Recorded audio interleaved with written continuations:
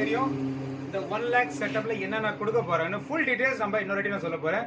Liner sound கேட்கலாம் வாங்க.